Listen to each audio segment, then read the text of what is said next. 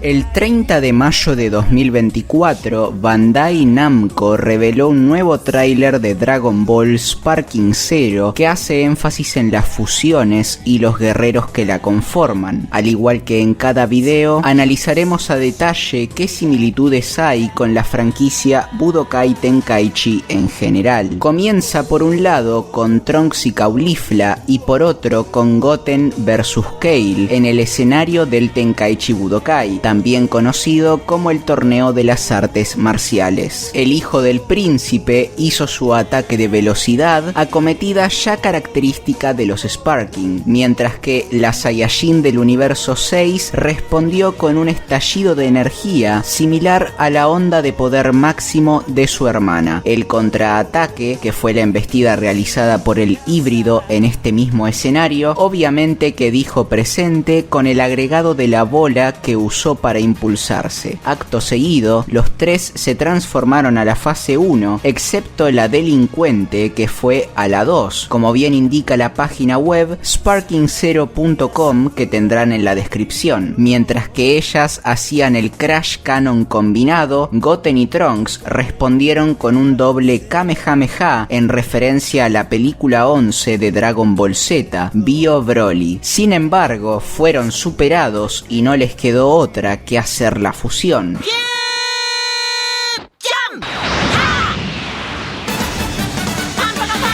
La danza Metamoru se enfrentó a la de los Potaras de los Supremos Kaioshins, que provocó un choque que desintegró el ataque kamikaze de los Super Fantasmas y el estallido gigantesco a la vez. La Ultimate de Gotenks, extraída directamente de la saga de Buu, cuenta con la ayuda de Piccolo, tal cual ocurre en el Tenkaichi 3. Por si fuera poco, Gogeta y Bellito se baten en un emocionante duelo en el planeta sagrado. Esto ya se había dado en una historia alternativa de Raging Blast, en donde el jugador podía encarnar a ambas partes. El desenlace, en caso de usar al homónimo verdugo de Janemba, es que su oponente quiera una revancha, la cual va a tener que esperar por el evidente límite de tiempo. Entonces se declara ganador a sí mismo por default. Caso opuesto, el de los arcillos es el ganador, pero la verdadera batalla la tendría al tener que explicarles a Bulma y a Milk que ya no iban a poder separarse. Por supuesto, esta línea temporal quedó obsoleta desde que se explicó en materiales posteriores que la fusión no es ilimitada si no se unen los dioses encargados de proteger el universo. Aún así, es interesante pensar qué pasó después de eso, teniendo en cuenta que hasta sus hijos ya se hablaban como si fueran familia.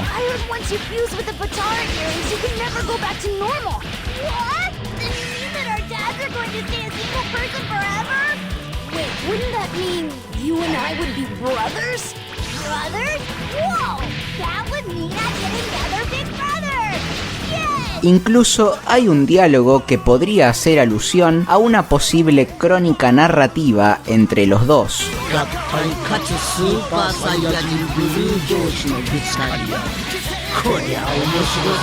Volviendo a lo nuestro, se observó el agarre, que luce bastante diferente a lo que conocemos, el Big Bang Kamehameha de su enfrentamiento contra Super Buu Gohan, la aparición de Zamasu Fusión, que completa este cuarteto con su luz de la absolución. Además, se pudo apreciar su deformidad a causa de la luz de la justicia. Y lo interesante es que fue colocado como personaje aparte de su apariencia estándar. Ahí, Gogeta le dio una probada de su propia medicina con una serie de golpes y ráfagas que vimos en Dragon Ball Super Broly junto a Bellito en Super Saiyajin Blue, que ejecutó su combinación divina del arco de Black. Entre otros detalles están sus poses representativas, la explosión resonante, otro clash,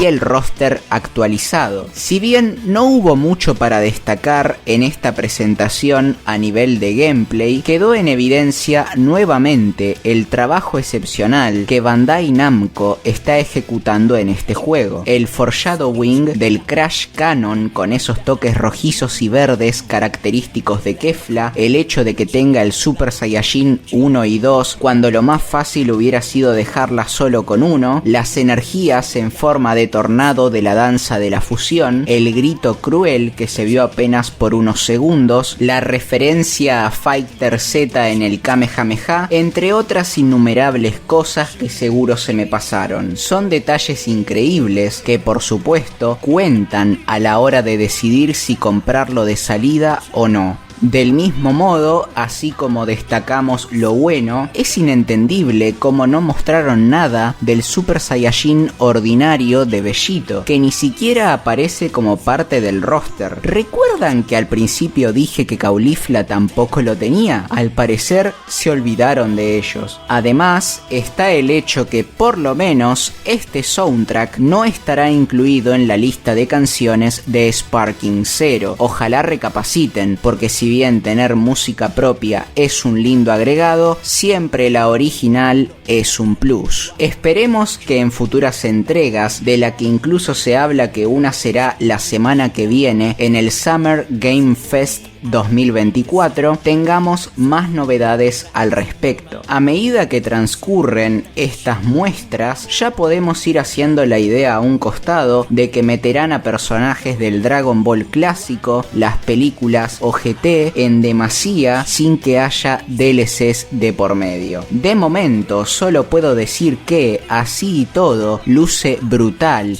y que ojalá siga este camino para ser el mejor título de Dragon Ball jamás creado, para tener a la saga Budokai Tenkaichi donde se merece. Recordá que al igual que Marian Max y Matías Espinosa, podés ser un miembro del canal para obtener mejoras adicionales y que ya tenemos fecha para la Copa América 2024, el torneo más importante entre países de Budokai Tenkaichi 4 que haremos en vivo el 23 de junio por twitch.tv/DBZBTO Online. Recordá entrar al servidor de la descripción para ser uno de los que pueda representar a tu nación.